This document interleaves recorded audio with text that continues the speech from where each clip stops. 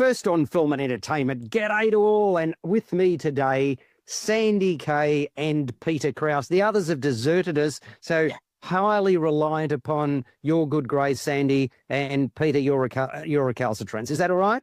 I'll be recalcitrant as always. I'd be very disappointed otherwise. Sandy, you're going to bring sanity into this conversation, correct? I think I'm not known for that, but okay, I'll try.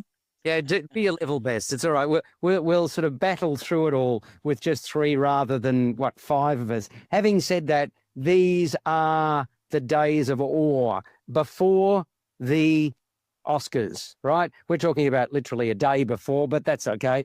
This is when it's everyone's a winner, right? It's kind of like before the football season starts, Sandy. You know, every one of the 18 teams. You're not going to the football, please spare us, Charlotte. Yes. The mighty Bombers. How many times can I insert S into the conversation? Oh, wooden spooners.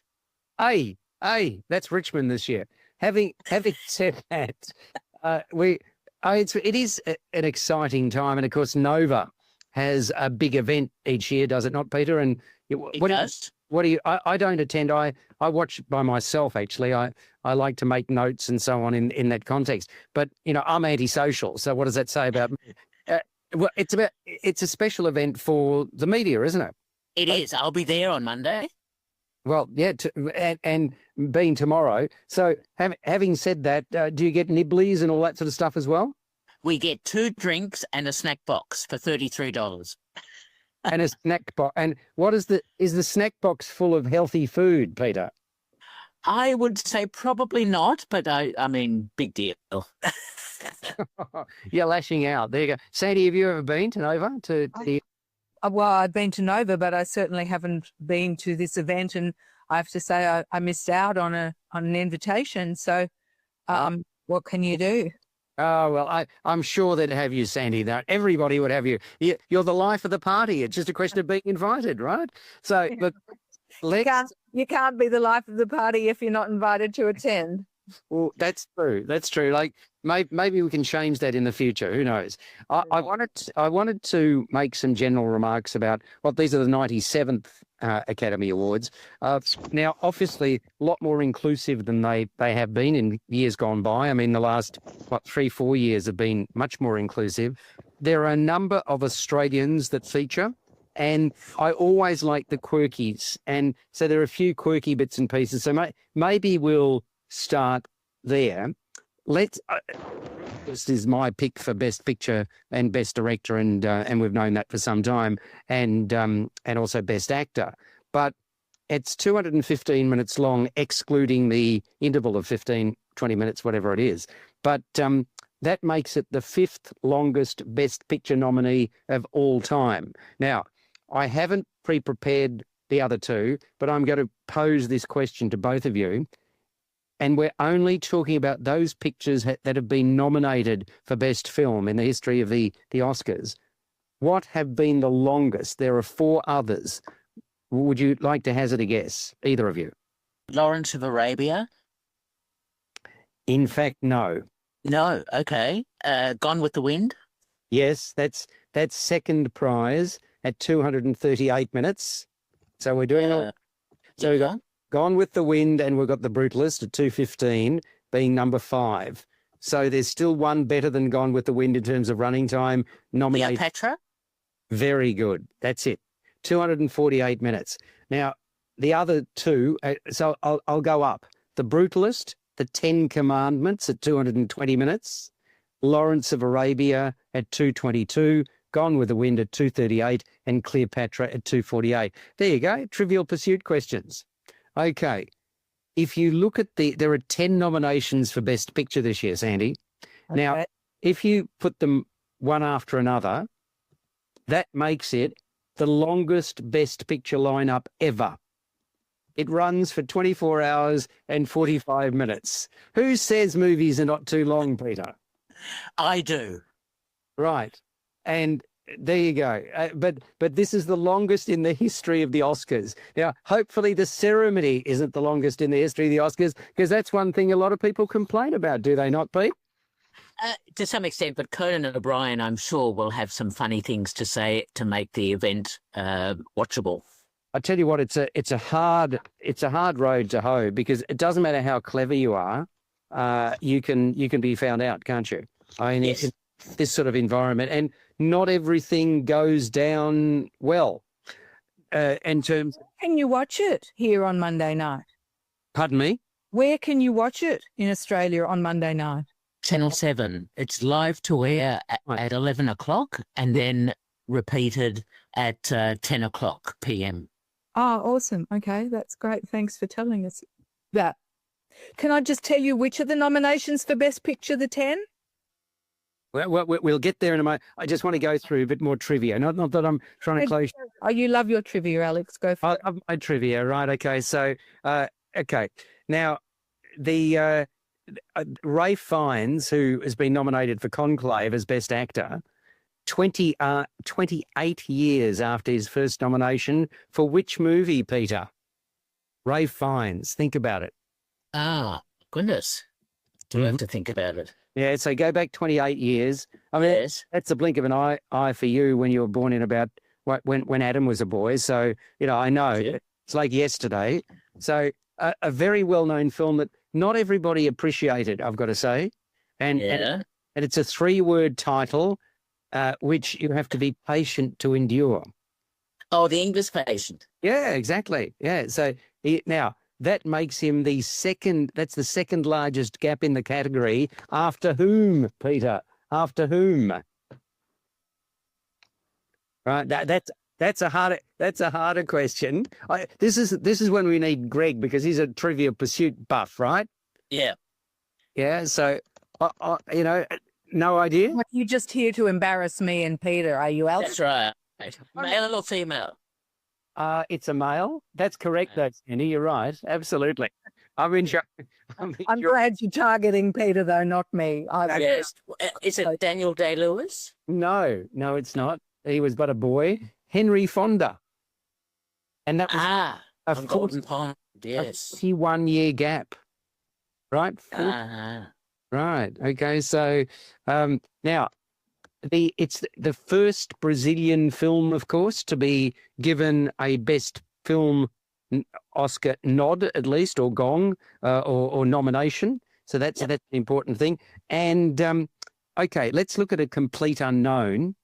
Timothee Chalamet, the 12th person to receive an Oscar nomination for somebody who has my guess what? My notes have suddenly disappeared from the screen. That is shocking. Oh, You might have to ad-lib like the rest of us then. exactly. Oh no. Okay. So so let's go to Fernanda Torres, the second Brazilian nominated for an acting Oscar, and the other one was Fernanda Montenegro, right? Yes. And the two of them joined Judy Garland and Liza Minnelli as the only mother and daughter nominated for Best Actress. There you go. That went down like a lead balloon. Really could have lived without that information. Sorry, what was that, Sandy? I really could have lived without that information, Ali. Yes.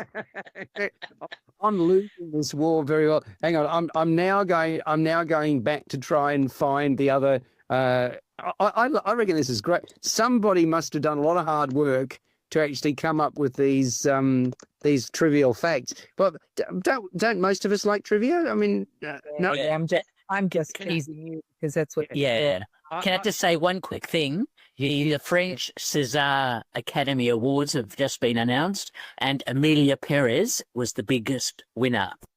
That, which doesn't surprise me at all. Yeah. And okay, so let me say, Emilia Perez received 13 nominations for the Oscars, the most for any non-English language film in Academy Awards history. I mean, and so the previous best was 10, so that's really outstripping it. And we're talking Roma and Crouching Tiger, Hidden Dragon. Now, for those people interested in where I'm getting this trivia from, bad luck, I'm not going to tell you. No. It's unfair. It's only fair. If you go to nextbestpicture.com, it lists, and good on them, stats and trivia from the 96th Academy Award nominations by somebody called Daniel Howard, Howat. We've got to credit him with a lot for having sort of given me all of this. So 3 films received 10 or more nominations in this year's Oscars. Right now, you should be able to tell me, Sandy, one of them at least. Well, I've given you Emilia Perez. What are the others? Right, there's 2 more. Can you? Well, I can tell you. Yes. Say that, Sandy. Brutalist. Brutalist. Correct. Yep. And that, And Wicked. Oh, Wicked. yeah. And that's the 5th time that this has occurred, dating back to 1964. So there you go. And a couple of people this year received 4 individual nominations for the year. That's pretty amazing. Sean Baker and Jacques Audiard are the 2, which is and Jacques Audiard for Emilia Perez, of course, which we've just talked about. Okay, so there was that one bit that I'm trying to move down to. There are so many facts and figures here. It's not funny, and I'm trying to get to now. Wicked is the 4th film to score 10 nominations without a Best Director nomination. So obviously Wicked just took care of itself, Peter. Well, it's happened several times. I mean, think of Driving Miss Daisy, where Bruce Beresford wasn't nominated. No, that's true. That's true. Well, and you know, the with regards to what's her first name? Gascon. The is the yes, 5th, yeah, 5th openly queer person nominated for portraying a queer character. Howell. Yeah. Yeah. Which so that's following Jodie Foster in Naiad, Coleman Domingo in Rustin, Stephanie Hugh in Everything Everywhere All at Once, and Ian McKellen in Gods and Monsters. So yeah, that's interesting. And then Zoe Saldana, who I think is lay down Misère to win Best Supporting Actress, 3rd Afro-Latino nominated for Best Supporting Actress, following Rosie Perez and Ariana DeBose. Right. So so that's and it's the first time 2 Afro-Latino performers were nominated in the same year, because Domingo was nominated this year as well, black actor, right? Yes. And so there's that. And now I can complete the one about Timothee Chalamet, 12th person to receive an Oscar nomination for portraying a real-life Oscar nominee or a winner in Bob Dylan, right? Because Dylan won the Oscar for Best Original Song for Things Have Changed from Wonder Boys. And Chalamet is the 8th person to receive an Oscar for portraying a Nobel laureate. I was surprised by that. I mean, that's a lot. But I suppose Nobel laureates, by their very nature, have got stories to tell. Yes. So we're talking Walter Pidgeon in Madame Curie, Greer Garson in Madame Curie, Alexander Knox for Wilson, as in Woodrow Wilson, Jack Nicholson for Reds, portraying Eugene O'Neill, Russell Crowe, A Beautiful Mind, John Nash Jr., Morgan Freeman in Invictus for Nelson Mandela, and Gary Oldman, Darkest Hour for Winston Churchill. That'll do, won't it, for trivia? Now you can... Wonderful. We haven't talked about Australians. We got to talk about Australians, don't we? Surely, before we go into the category. Okay, so Guy Pearce, The Brutalist, is the obvious, and Memoir of a Snail, Adam Elliott and Liz Kearney. Yeah. Yes. I think that's pretty. There are some other Aussies as well. Visual effects. Quite a few in visual effects. Better Man, David Clayton, Keith Hurft, and Peter Stubbs, alongside the VFX producer Luke Miller, and then Kingdom of the Planet of the Apes, Rodney Burke, and Alien Romulus, and I'm going to mispronounce his name, and I apologise, Nelson Sepulveda Fausa. So there you go. That's for visual effect. I'm sure I've left something out. I'm getting lots of noise in the background. Is that you, Alex? Yeah. Me shuffling. There's cinematography, Greg Fraser, Correct. Dune Part 2. Yes. There's I Am Roddy Warden documentary short film. There are a couple of others. Producer Maya Gnips. They're the ones I know. Well, what else? What's a good name? Sorry? What a good name. I might change mine. Maya Gnips. Gnips. Yep. Yeah. Andy Gnips. How does that sound? Gnips. GNYP. Yeah, Gnip. What nationality is that, just for a bit of trivia? Well, I these days you couldn't tell, could you? I mean, I'm now using Mr. Google machine. Is it Mr. or Ms. or which Google machine? I'm just They, them, here, her, she, We. There you go, from Wikipedia, if we can trust Wikipedia, a film producer based in Australia and the United States. So what, one night in each place? And Maya Gnip is a she. Yeah, and I'm just looking at Wikipedia again. Produced documentary, executive producer of a TV series, Muslim Matchmaker. There you go. Commissioned by... Yeah, it's another film to mention, an Australian production with international directors, is Porcelain War, nominated for documentary feature. Oh, is it really? Okay, there you go. Yeah. I've missed Porcelain War. You know, throw the baby out with the bathwater, right? I'm just looking at the official trailer, a 2-minute 21 thing, a war waged by professional soldiers against ordinary civilians. There you go, Peter. It has lots of artistic visual effects and so on, because it's about Ukraine and artists who are living and surviving in the war. And it won the Directors Guild of America award. There you go, Peter. So, yeah, and I'm looking at it from Awards Daily. Porcelain War masterfully illustrates the enduring power of art in the face of adversity. And that's what we're all about. We're artistic, aren't we? The three of us. Definitely in the face of adversity. Absolutely. I'm full of adversity. You are. I'm full of admiration because I put up with your adversity every week. Do I deserve an Oscar for that? Do I deserve an Oscar for that, Peter? An honorary Oscar, yes. An honorary Oscar. Now, Sandy, over to you. You can give us the Best Picture nominees, and then you can give me your fancy and your underbubbler, the one that may throw a cat amongst the pigeons. So, okay, so that's the drum roll. The nominations for Best Picture go to Anora, The Brutalist, A Complete Unknown, Conclave, Dune Part 2, Emilia Perez, I'm Still Here, Nickel Boys, The Substance, and Wicked. All right. So before you give me your underbubbler and your winner, I've seen 9 of the 10. The only one I haven't seen is Nickel Boys. What about you, Sandy?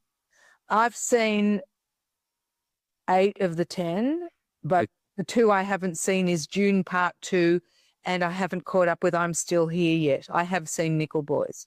Ah, okay. Peter? I've seen them all. Oh, Peter, of course you have. Of course. Okay, so you're the ultimate arbiter here, Peter. Yes, okay.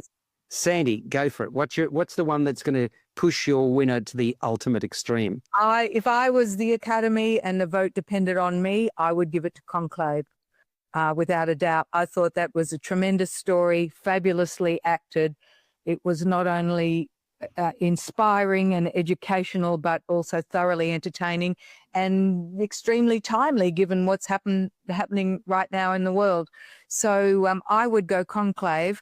And my underbubbler, as you called it, I'd have it's really hard because I guess I would have to give it to Amelia Perez as the underbubbler.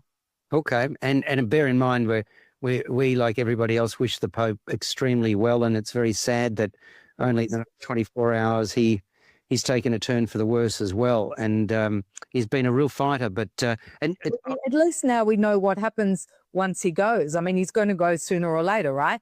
And we know then what the whole process is because it's Conclave. We understand a whole lot more, certainly than I never knew about. And I'm sure a lot of people listening also never understood that process of how they get there. And Conclave was based on the actual process that all of these priests go through to choose a new pope. I thought it was spectacular. Well, it's interesting. I mean, I must admit, I knew most of it. Peter, did you have? I just thought it was really well done with the twist at the end and so on as well. But I mean, I knew the process. Did you not, Pete? I've seen a couple of other films dealing with popes and the election process, and so I was semi-familiar with the process. But the twist at the end of Conclave is the big surprise, I think. Yeah. Also, Sandy, I mean, I presume you were certainly aware, in terms of the smoke coming out of the chimney and all of that. Yeah, that much I knew. I just didn't know what the whole deal was before that. However, you talk about the twist at the end, and without giving anything away, I thought that was actually the weakest part of the the film, really. I mean, I think it sent a good message, but it kind of played into political correctness, and I'm not sure that was actually necessary. Oh, it's interesting. So it's the duplicitousness of it, the conspiracy, the fact that all of these people are human beings before one rises to the mantle of Pope. That's what you admire, yeah? Yeah. I really liked it. It made all of those contenders seem very normal, and the whole process very political. Yes. And it was certainly something that I didn't expect from the Roman Catholic Church. Not that I sat in judgment over it, but I was certainly enlightened by it. And I thought the acting by all the players was really fine. And don't forget, it's based on a novel. So obviously it's pure supposition about the twist and about the parts of the process. Now, Peter, you give me yours and then I'll give you mine, so to speak. Okay. I'll give you my recalcitrant and you give me yours. No, anyway, look, it's a fairly wide open field based on previous awards that other guilds and Screen Actors Guild and everyone else has been giving. And I've been watching Variety very carefully to see what their feedback is from some of the voters. And so my hunch, obviously it's just a hunch, is that I agree with you, Sandy. Conclave will win Best Film, and the underbubbler is going to be Anora. Yeah, it's a good choice. I liked Anora a lot. Yeah, I liked Anora a lot as well. I'm going to stick with the film that when I saw it, I thought, my golly, this is going to win. And I mentioned that earlier, The Brutalist. I thought it was stunning, really richly woven tale of pain and perseverance. And I mean, The Brutalist refers to the style of architecture, and we're talking about something in the wake of World War II, and somebody coming to America, the opportunities presented and the barriers that are put in front of him as well, and the character that he is, and then his wife joins him, and so on and so forth. I thought it was an amazing film, very, very richly painted, very powerful, very distressing, all of those sorts of things. And it's sort of epic in nature. And I thought it was based on a real human being. It was only after, because I never read about a film beforehand, and it was only afterwards when I looked it up that I realized this was a sort of inspired by real life architects and designers, but wasn't real. So I picked The Brutalist. And the two that I also thought Anora was an amazing film, and I also liked The Complete Unknown. I might say, even though it was only for a period of time in the life of Bob Dylan. But I thought Conclave was probably the second best film as well. So yeah, Conclave, through the three of us, Conclave probably gets more votes if you're going 10 down to 1, but I'm going to go with The Brutalist for best film. So let's go to Best Director, Sandy. Do you want to do that one? Best Director, yes, I can definitely do that. Best Director, Jacques Audiard for Emilia Perez, Sean Baker for Anora, Brady Corbett for The Brutalist, Coralie Fargate for The Substance, and James Mangold for A Complete Unknown. Thank you. Now, Peter, you go first for this one. I think this is lay down misère. Go for it. Well, I think Brutalist won't win Best Film, but I think Brady Corbet will win for Best Director. Totally agree with you. Yes. And so why is that so? Why do you have a director who wins the ultimate prize, but his film doesn't? Well, don't forget that there are a number of people that contribute to a film. There's screenwriters, there's production design, costume, all that sort of thing. So the director's vision is one thing, but the totality of a film, the whole package, is the Best Film Award. So they can be separated, actually. You expressed it very well, very, very well indeed. I would simply ask, though, should we not know the vision of the directors at some point as reviewers ourselves? It'd be nice to know that, because then you can juxtapose what they say they are trying to achieve with what they have achieved. I'm not convinced about that. It's like asking an artist what they were intending to do with a piece of art, and then having to agree or disagree and formulate an opinion based on that. It has to stand up for itself. Interesting. I wouldn't mind knowing that, quite frankly, but I understand your thought. Sandy, who do you think will win? Who do I think will win, or who would I like to win? Okay, well, go both. Who would you like to win? I think who would I like to win? I'd like to see Coralie Fargate win for The Substance. I thought that was sensationally done. But who I think will win will be Jacques Audiard for Emilia Perez. Really? Okay. Yes, fair What enough. do you think, Alex? Pardon me? What do you think? No, I think Brady Corbet will win for The Brutalist. I don't think there's any doubt.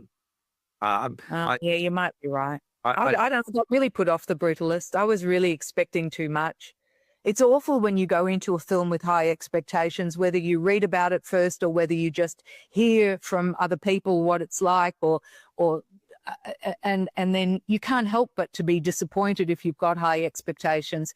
And, you know, for a movie like The Substance that I walked into with absolutely no expectations, I was totally blown away. The same with Emilia Perez, the same with Honora, actually. But The Brutalist, as a result of the build-up, I was quite disappointed with.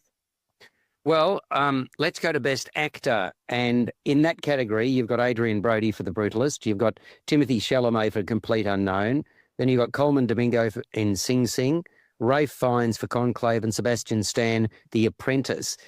Again, I don't think there's much argument here that I'll be interested to see. I think that the performances that stood out for me were Timothee Chalamet. I thought it was amazing as Bob Dylan put 5 years or 5.5 years of his life into getting that down pat.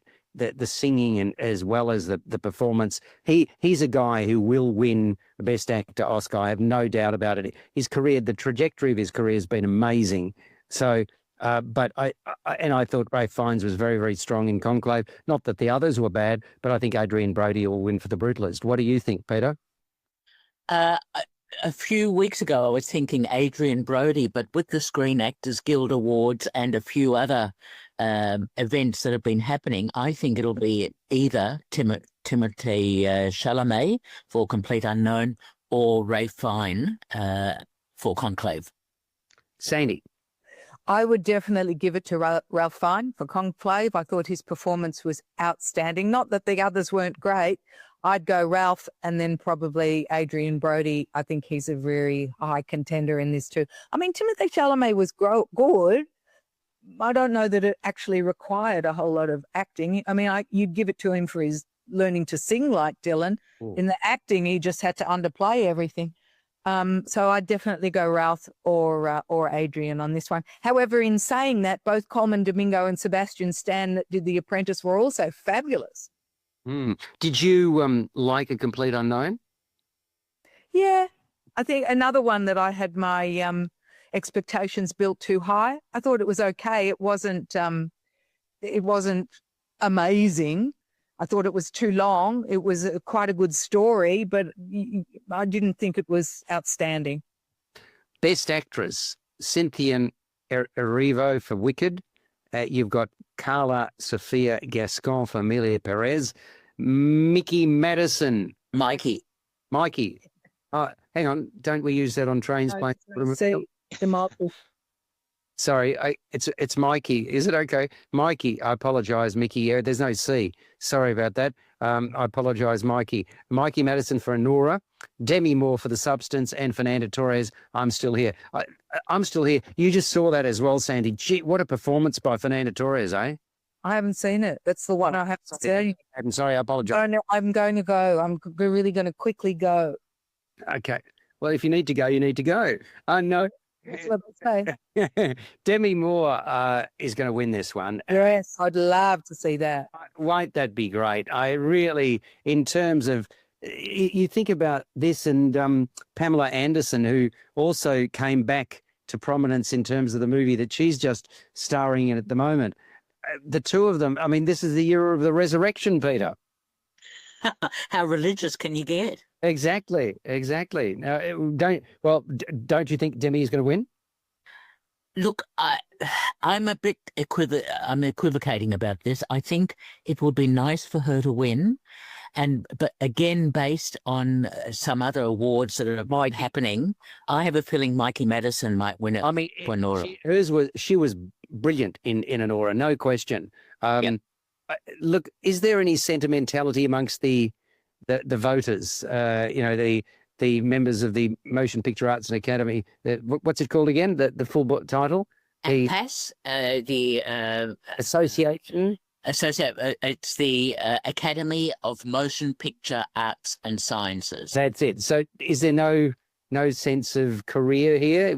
They make a decision based on that year, or do they not? What do you reckon? Well, when you say there's over 11,000 members, so you'd have to survey each of them to find out. But because it is such a diverse membership now and a much broader membership, I don't think sentimentality comes into it. I think it's a personal opinion from each of the members. Yeah, I think it does come down to those two. What about you, Sandy? What do I think? I would like to see Demi Moore win for The Substance. So she's, in my mind, the standout. I don't think we should overlook Cynthia Erivo for Wicked either. I think she did a sensational job. Mikey Madison, I think she was really good, but I think she's got another 50 years of acting where she can win one. So I would really like to see Demi. And it is pronounced Demi, not Demi, isn't it? It is Demi. You're right. I want her. I'm rooting for Demi Moore. You're rooting for Demi Moore. Okay, well, that's good to know. And can I just add one thing, Sandy? Never call Rafe Fine Ralph. He will tell you off. Oh, I would do if my parents had called me Ralph. I wouldn't like that either. It's a bit like we're called Percy. We can't. Sandy, we've offended every Ralph listening to us now. Well, but every Ralph listening doesn't call themselves Rafe. Why does he even call himself Rafe? Well, because he can. Names are made up. There's an X in every third name now, isn't there? Right? I mean, but when he was called Ralph, his parents clearly intended for him to be called Ralph, not Rafe. He's just modified that because he could, right? We're presuming, but we don't know that, do we? Now, I think it has... on the real story behind Rafe Fiennes' name. Yes, there is some Irish background to him, and I think that's why it's pronounced Rafe. Well, I'm going to call him Ralph. He can tell me off. We'll have to have a conclave to discuss this. Yes, good idea. Now, Best Supporting Actor, we have got Yura Borisov in Anora as Igor, Kieran Culkin, A Real Pain, which was nowhere near as good a film as it needed to be. Excellent film. No, how could you say that, Peter? It was an excellent film and it's getting awards left, right and centre. What's excellent about it? My trip to Poland was far more interesting than theirs. There you go. See, I don't disagree with you, Sandy. I'm sure. Oh, God, it was so rubbish. Kieran Culkin, who is nominated for supporting actor, was really good in it, but he was the same character he played in Succession. He's always the same. But I can't believe you liked that film, Peter. I've lost a lot of respect for you now. Why? Because it was so well written by Jesse Eisenberg, who has used his own anxieties and issues and post-Holocaust sort of situation to fashion a much more inviting story for a younger generation. I think it works extremely well. Yeah, I can't agree. I mean, they didn't even go into the house. They'd gone all the way to Poland to see the grandmother's house and didn't even enter it. What the? Yeah, I totally agree with you, Sandy. I sat there thinking, what's this fuss about? And having said that, I also applaud Kieran Culkin. I think he's going to win, by the way, the award. But Edward Norton was really good in A Complete Unknown. Guy Pearce, a really showy role in the. You didn't like it? Oh, I hated Guy Pearce in The Brutalist. Yeah, but that was the whole idea. No, but I didn't like his acting. I thought you didn't like his acting. I just saw him. Did you say? Oh, you've obviously seen the movie Inside, the Australian one. Now that he acts brilliantly in that, I would give him the award for that. Different role. But yeah, I was going to say different role for sure. But I thought he really overacted in The Brutalist. I didn't like him. Don't agree. I agree. Paid for this big role here to discuss, aren't we? We better. and for once, I don't like agreeing with Peter about anything, but I on this occasion, I do agree with him because I thought he played the role as he was asked to play it. And I mean, there's this sort of belligerent person who barged his way through life, right? That's the role in The Brutalist. Having said that, there's also Jeremy Strong from The Apprentice. So, Sandy, who's going to win Best Supporting Actor? Kieran Culkin will win it.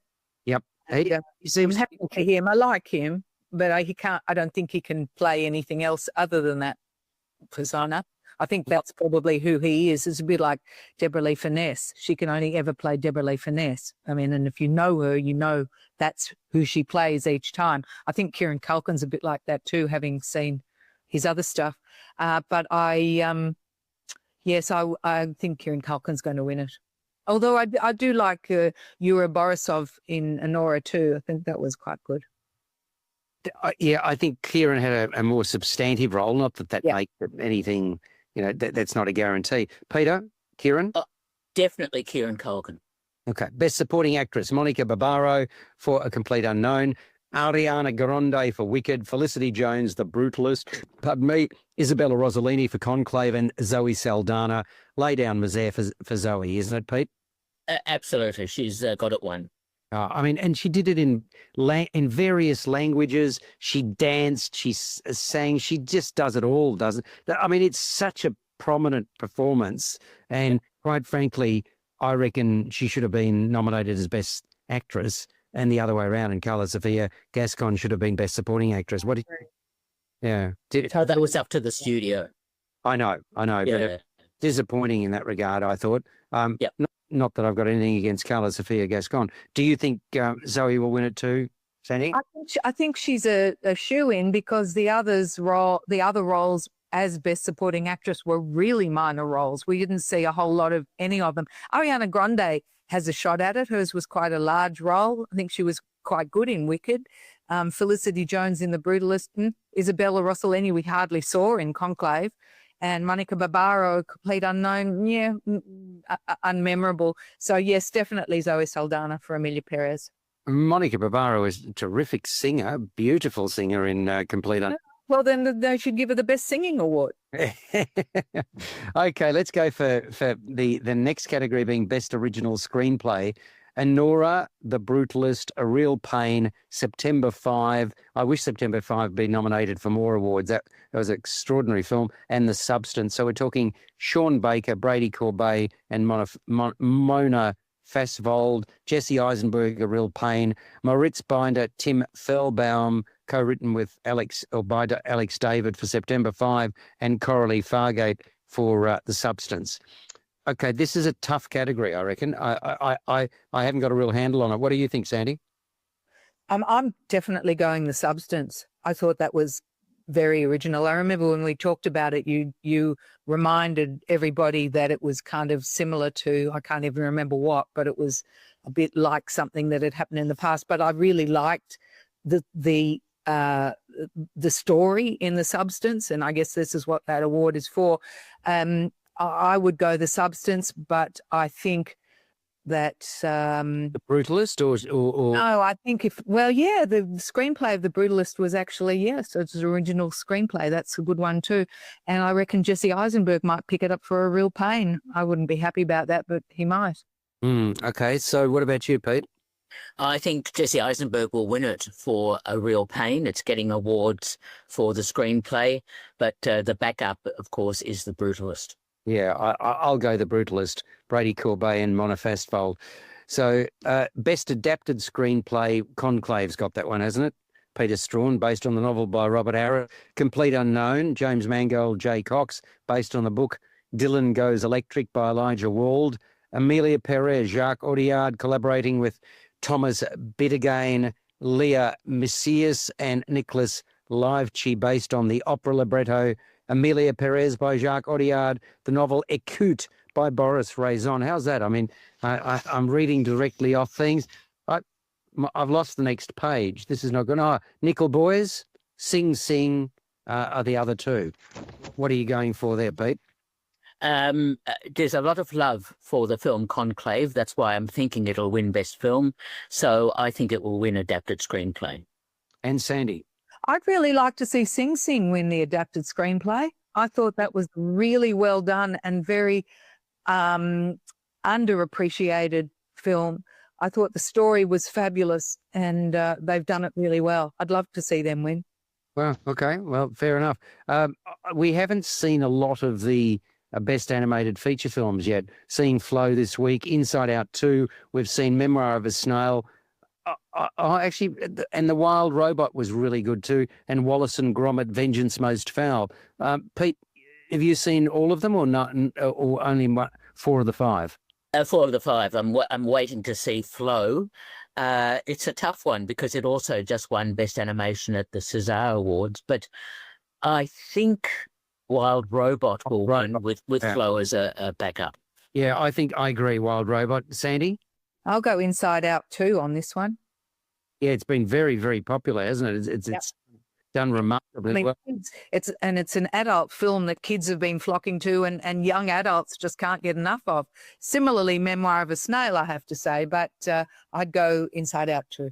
And I think The Wild Robot is what a proposition. That really surprised me when I saw that, Pete. It really sort of took off, no pun intended, but I thought it was a really strong story and it was quite compelling.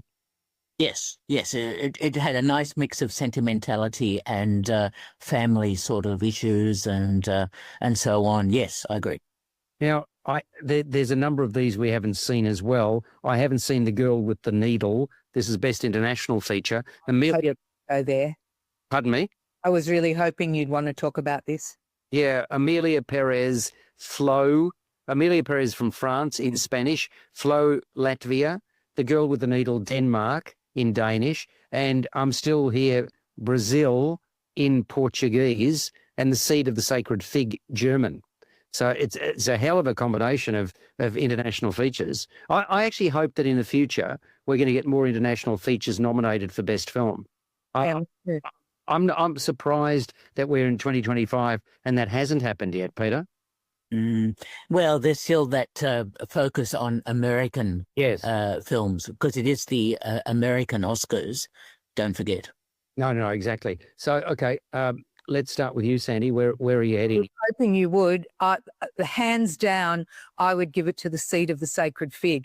Now, it says that comes from Germany because its director had to flee Iran before the film was released. He had already been jailed a couple of times for films he'd made in Tehran before this one. And the expose that this provides of the treatment of women in Iran is just sensational. The mix of actual phone footage with the story of this family whose father was. Don't tell me because I haven't seen it yet. Oh, it's the best movie out. It is so powerful. I can't stop thinking about it. So it doesn't really come from Germany, except that he's found exile in Germany. It comes from Iran, and it is fabulous. The Seed of the Sacred Fig. I would go for that hands down.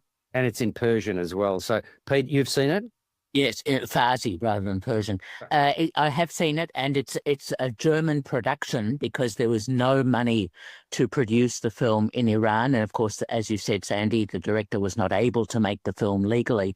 So Germany stumped up all the money. That's why it's a German entry.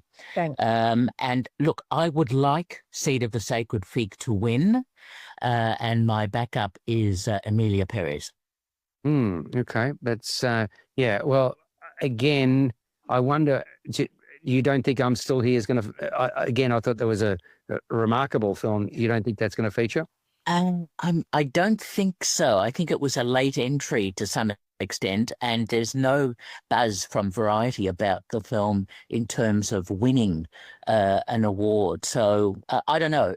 Look, a lot of these awards are wide open and expect surprises. But I'll go with Seed of Sacred Fig with Emilia Perez as backup. And I haven't seen it, but because of the chat around it, I think The Seed of the Sacred Fig seems to be the popular fancy in terms of the Oscar. Best cinematography. It's always a challenging one, and this is one where I think a film like Dune Part 2, which looks pretty spectacular, could fare pretty well. You've got The Brutalist, Lol Crawley. You've got Dune Part 2, Greg Fraser, Emilia Perez, Paul Gulame, Maria, Ed Lochman, which I thought was actually a disappointing film, not as good as it could have been, and Nosferatu, which was quite, again, I didn't particularly love it, but it certainly was atmospheric. Jaron Blashki. I suppose I'm thinking maybe Dune Part 2. What do you think, Pete?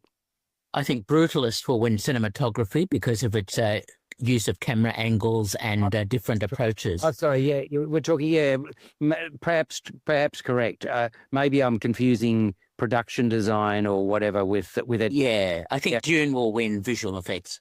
Visual effects, yes. That's what I confused it with. Yes, you're quite right. Because with visual effects, Alien Romulus, Better Man, Dune Part 2, Kingdom of the Planet of the Apes, and Wicked. Yes, I agree. I think that's the one that I confused it with. So I'll go Brutalist as well. Sandy, for best. I'll go Brutalist for cinematography. I'd actually go Nosferatu.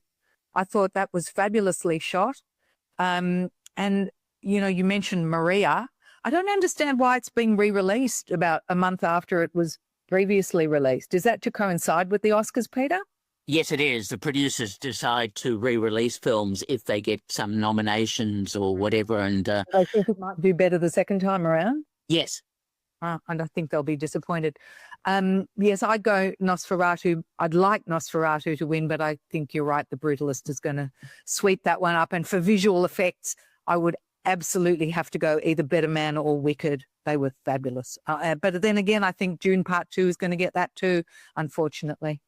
Now, what I want to do at this point, and again, there's all sorts of betting agencies that take a bet. I don't want to take a bet, but what I want to do is I want to give you the odds for the pictures. Not that we're encouraging betting, so folks don't think that. I want to bet. You want to bet? There has been a year I picked every one bar one in all the major categories, but it's rare. So it doesn't happen all the time. Now I've got no idea about one thing versus another. The one that I've looked at in the past, and this is overseas, obviously, is something called Odds Checker, ODDS Checker, because that also talks about the history of the betting. I don't know why. I'm just having a look here. The problem that I've got with this when I'm now looking at it is there are so many numbers here that I'm not sure what the current betting is based on this. I'm just having a look at. We'll start there with Best Picture. We may not go through all of them, but there is a strange figure here which makes absolutely no sense to me. It basically has Conclave as the favourite. Well, actually, no, it's got Anora at 9-4 on, which makes that the favourite. Anora is the favourite apparently for Best Picture. Conclave is the second favourite at 3-1. And then this is a really weird number, 843 over 100. I've never seen that. 843. So that's sort of 8.43 to 1, right? And then it blows out after that. Very strange. I'm not clear on that at all. I think I'll take the previous numbers, which were Anora number 1, Conclave number 2, The Brutalist number 3, A Complete Unknown at number 4, and that was 50-1. And you can forget the rest, right? So, does that surprise you that Anora is the favourite? No. It doesn't you, Peter? No, because it won the BAFTA. I just think it's that good. Yeah, is the BAFTA a real... Not best film, sorry, for Mikey Madison. So there's a lot of love for Anora with the British Academy, and there's a lot of crossover membership of the British Academy and the Oscars. Well, okay, so the next category it just happened to be up is the Best Actor, and basically the Adrian Brody is a very short-priced favourite, 5-2 on versus 2 there for Timothee Chalamet. Ralph Fiennes 14-1 as the third favourite. So for Conclave. So even though you guys seem to be favouring very Yeah. favouring that. Best actress. Well, you'll be very pleased to know. Demi? Yeah, absolutely. Woo! 7-4 on compared to 2s for Mickey Madison. So Demi's the favourite, and then 12-1 for Fernando Torres. I'm still here, and then it goes on from there. Then, okay, it's interesting how the various categories are not necessarily in the order that I would have expected them to be. I'm not sure why. Oscars, and where's the best director? Why can't I find out best director Oscar with this thing? Best animated feature while I'm fiddling. Best actor, best director. Here it is. Best director. It's a category lower down the page. So best director, Anora at 9-4 on, with The Brutalist at second at 13/8, 13/8. And then is this? I find this. Yeah, best director. And then Emilia Perez at 20-1. So Anora versus The Brutalist for the best director category. Then we have got, what are the others? I bet best supporting actress and supporting actor we need to go to. Best supporting actress I'll start with. And I reckon this is going to be Zoe. Absolutely. 25-1 on. Yeah. She's basically, you put on $25 and you get a cent or something like that for it, if I've got that right. And Ariana Grande for Wicked after that at 10-1, and Isabella Rossellini for Conclave. That's after that. So Amelia's got that sewn up, and I would be surprised if when I click onto this page, it won't be Kieran Culkin. Even more, 41-1 on for Kieran Culkin. That's amazing. Edward Norton, 12-1. Tell you what, you'd be pretty disappointed if you were Kieran Culkin, you went along to the awards and you didn't win, eh? Except those betting agencies are very much like horse racing. The favourite is not necessarily going to win. But has Kieran Culkin not won one of the major awards in this area? I thought he'd won everything. He has. Yeah, right, okay. And I think, I'm not sure about Emilia Perez. What about...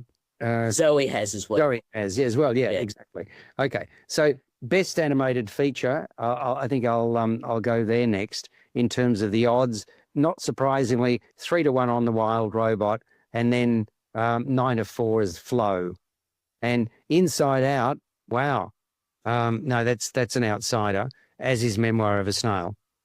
So just the way it is. Always back an outsider. I like an underdog. I think that's very worthy, Sandy. Well, I hate to say this, folks, but we're almost out of time. So is there any other trivia that you want to throw in, or any other thoughts about the Oscars? Do you think, Peter, I'll ask you this, do you think that the host, what's his name again? Conan O'Brien. Correct. Do you think he's going to do a decent job? Yes, I do. I remember seeing some of his shows, and he's a very clever, astute, well researched interviewer as well as host. So I think he'll be fine. And we should, speaking of Oscars, what about the 2-time Oscar winner Gene Hackman, who just died? Yeah. So Oh, sorry. Yes, I meant to. I mean, that was shocking. That was shocking. His 64-year-old wife was there. One of the three. is that the bit that you think is shocking? That him at 95 is married to a 63-year-old? No, not at all. No. The fact that they were. No comment on the age gap at all. It was more that they all died in different rooms and whatever. And A mystery yet to be solved, isn't it? it is. Well, I mean, they've said there's two options at this point. There were two likely options. One was gas, and the other one was, what was the thing? The other. Pardon me. Pills? Filled. Pills. No. No. No. Murder, suicide? No. Oh, golly, you're going. No, both of them were clear substances that suddenly started appeared, and they died without even knowing it, kind of thing. You think the dog did it? I don't think that's likely. That's funny. I like Yeah, I think it's very, very sad. I mean, it really sad that. Yes. And it doesn't matter at what age. It's interesting. One of his daughters said he was in good health. The last photo of him, he didn't look like he was in good health. Did you see that photo of a year ago? Yes, yes. Well, Yeah. I always don't like speculating about health of people. I mean, it's just a shame that he's died and has such a great body of work. that carbon monoxide poisoning. Carbon monoxide. That was the one. And again, it depends on what you read as to the age of his wife. But, whether it's 63, 64, 65, that doesn't matter. It's the fact that, if somebody was going to live longer and then died in these circumstances, very, very shocking. We got to go. Let's circle the wagons and see how we did. Enjoy the Oscar ceremony at the Nova. You can be bitter and twisted you weren't invited about it, Sandy. But thank you both for your contributions, and wish you well for the week ahead. And we'll do it all again very soon on First on Film and Entertainment.